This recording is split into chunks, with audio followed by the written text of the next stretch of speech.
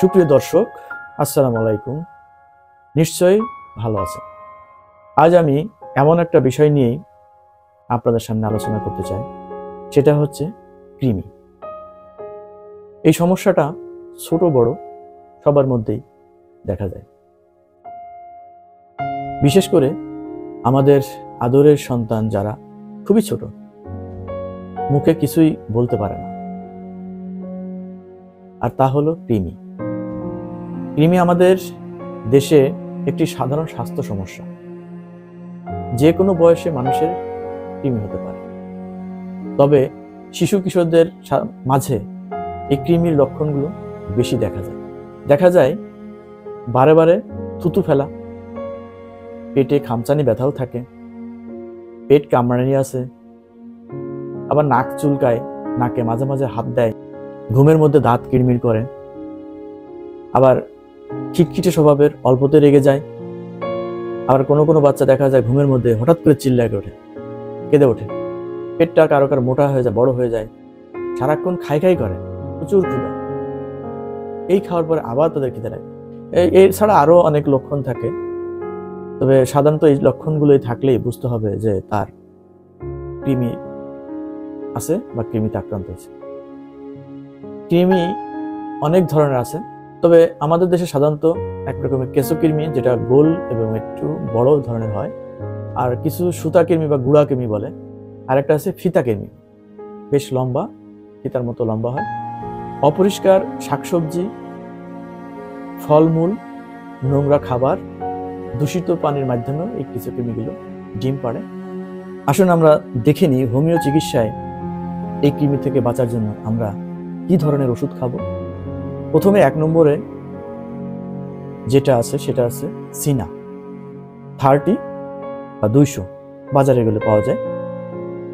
যে কোনো হোমিও দোকান থেকে আমরা বা আপনি কিনে আনতে পারেন। এই ওষুধ তাড়াতাড়ি নষ্ট হয় না এবং এটার কোনো পার্শ্ব প্রতিক্রিয়া নেই। ভুলক্রমে যদি খেয়ে থাকে তার উপকার ছাড়া অপকার হবে। অ্যালোপ্যাথিক ডাক্তারগণ যে ওষুধ দেয় সেটা বাচ্চারা খেতে পারে না, তারা একদমই পছন্দ করে না। কিন্তু হোমিওপ্যাথিক 1 ফোঁটা ওষুধ পানির সাথে মিশিয়ে খাইলে তারা খুব মজা করে খায়। যদিও অনেক ডাক্তার সাদা গ্লোবিউজ মানে বড়ির সাথে মিষ্টি ওষুধ মিশিয়ে দেয়, বাচ্চারা এটা খুব আনন্দ করে খায়। এই জন্য বাচ্চাদের জন্য হোমিওপ্যাথিক বেস্ট। শুধু বাচ্চা না, বড়রা সবার জন্যই এই হোমিওপ্যাথিক ওষুধটা বেস্ট। যদি কারোর এই হোমিওপ্যাথিক সম্বন্ধে অভিজ্ঞতা না থাকে, তারা আসলে এর মূল্যায়ন বুঝবে না, এর মূল্য বুঝবে না।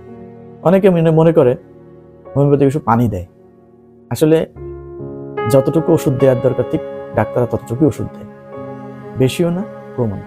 বেশি খেলে বরঞ্চ আরো কাজ করান, অল্প খেলেই বরঞ্চ আরো কাজ করেন।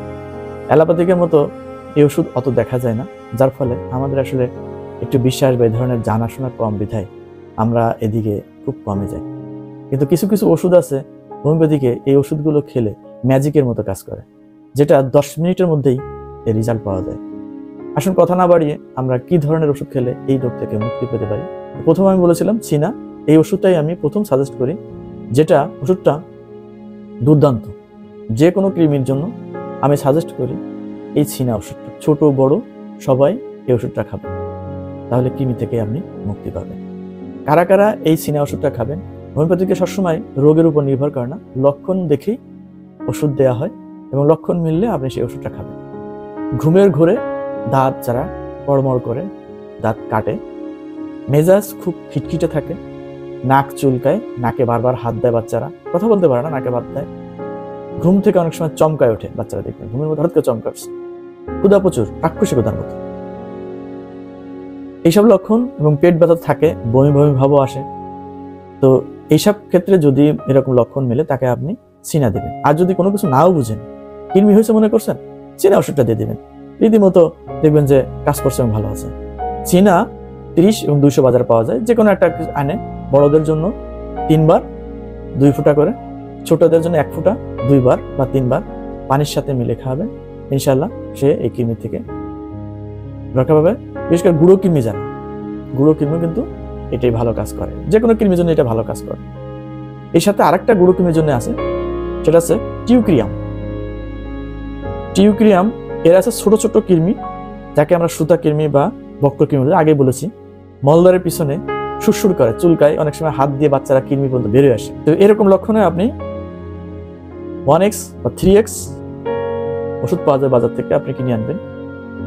এই 3 বার করে খাওয়ান, কিছুদিন খাওয়ালে এই গুড়া কৃমি থেকে বাচ্চারা রক্ষা পাবে। যাদের পেটে খুব ব্যথা, শুল ব্যথা, খুব ব্যথা, কুড়া হয়ে যায় ব্যথার কারণে, এবং তাদের আবার কোষ্ঠবদ্ধতা আছে, পায়খানা শক্ত হয়, পেট কামড়ানি থাকে, খামচানি ব্যথা, হ্যাঁ, বা ফিতা কৃমি, এইসব লক্ষণ থাকলে আপনি এই ফিলিক্স মাছ মাদার ওষুধটা দিবেন। 4 ফুটা অর্ধ ছটাক পানির সাথে দৈনিক 3 বার খাবে। আর যেটা কৃমি, যেটা আছে বড় কৃমি, যেটা কেঁচোর মতো কৃমি, যেটা বড় কৃমি, এই কৃমির জন্য আপনি খাবেন স্যান্ট্রান 1x ট্যাবলেট আকারও পাওয়া যায়, আবার আপনার ওষুধ আকারও পাওয়া যায়। এটা একটা কৃমির জন্য শ্রেষ্ঠ ওষুধ বলা যায়। এই ওষুধটা খেলে কৃমি আপনার পড়বেই। রাত্রে খাবারের আগে 1 ডোজ খাওয়াই দেবেন, আপনার কৃমি দেখবেন যে সকালে উঠে পড়ে গেছে। তবে আমি বলবো যে এই কৃমিগুলো বাচ্চাদের এই ওষুধটা না খাওয়ানোই ভালো।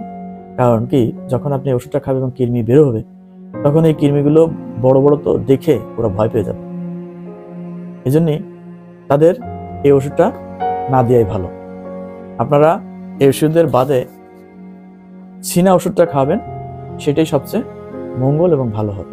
কারা কারা খাবে না সেটাও আপনারা দেখতে হবে। যেরকম বাচ্চা যদি মায়ের দুধ খায় 6 মাস পর্যন্ত, তাদের কৃমি ওষুধ দেওয়া যাবে না। গর্ভবতী মহিলাদের দেওয়া ঠিক হবে না। জ্বর, ডায়রিয়া আক্রান্ত রোগীদেরও কৃমি ওষুধ দেওয়া যাবে না। খাবার তৈরি, পরিবেশন এবং খাওয়ার পূর্বে সাবান দিয়ে অবশ্যই হাত ধুয়ে ফেলতে হবে। মলত্যাগের পর সাবান বা ছাই দিয়ে অবশ্যই হাত ধুয়ে ফেলতে হবে। নিয়মিত গোসল করা, পরিষ্কার জামা কাপড় পরা। বাড়ির যদি একজন কাজের লোকও থাকে, তাকেও এই কৃমি ওষুধটা খাওয়াবেন। তো এ পর্যন্তই আজ, আবারও দেখা হবে সামনে কোনো ভিডিওতে। ধন্যবাদ। আসসালামু আলাইকুম।